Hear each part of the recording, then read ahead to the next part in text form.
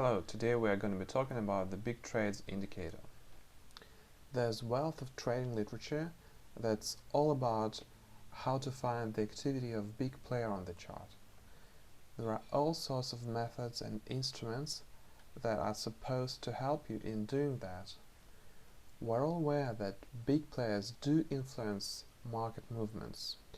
They have access to information that most of us unfortunately don't. That's why if we can get traces of their activity on the chart, that could be a predictive indicator. One of the indicators that's all about smart money activity is big trades. This is one of the most up-to-date and at the same time one of the easiest to use indicators. It allows us to see at what time and in what direction the big player was actively involved in the market. So let's add this indicator to our chart. From order flow, select big trades, double click it. There are a few options we can choose from. The first part is calculation. If auto filter is ticked, then no matter what you put in maximum and minimum volume, it won't make any difference on the chart. In this case, the platform will automatically calculate the maximum and minimum volume based on their liquidity levels. However, if you have any minimum volume level in your mind, you can always untick this and then put whatever you want in here. Okay? After you press OK button, you'll see it recalculate like this. Let's open up the big trades settings again. Now there is a calculation mode parameter, and by default it's cumulative trades. In this mode, the indicator will highlight the trade anyway, even if the initiative trade was a market trade that swallowed up liquidity on several levels. In this mode, the same algorithm is used as in Smart Tape. In separate trades mode, the indicator will take into account separate prints, the same way they come from the exchange. In this case, we'll see big trades executed at the same price level. All of these trades resulted from big limit orders being filled. The next part is colors. It's pretty straightforward. Buys, sells, so you can change color like this.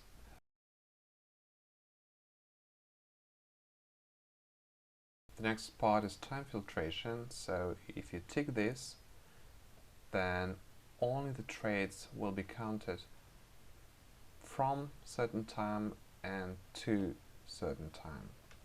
So if we only want to see trades from 8 o'clock and until 7 p.m, we just choose these times and press OK. And here is the result. Let's go back again to indicator settings.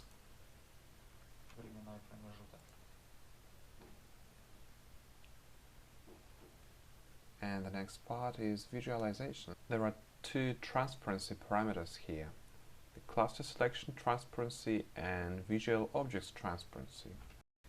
The latter one defines the general indicator transparency.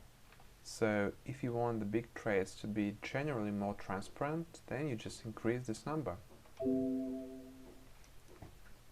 Just like this. The other one is cluster selection transparency. For this one, you can define how transparent the price level for big trades indicator within the bar are. There's also a few things you can do with sizes. If you take fixed sizes, then obviously every cluster will be the same, and you can change the size in here. Just like this. However, if this is unticked, then you can define the minimum and maximum sizes of the cluster.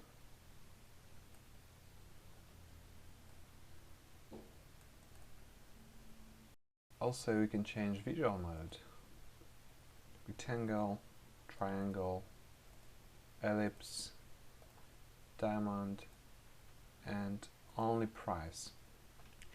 If you choose only price, don't forget to put a lower cluster selection transparency number right here.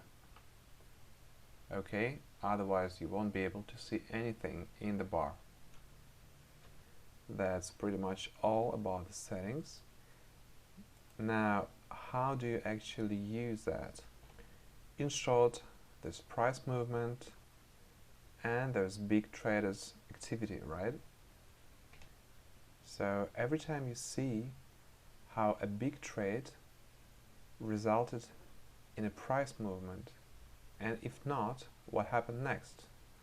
Like in this case, there's a big buy trade, the price didn't go any higher, and there's a down movement.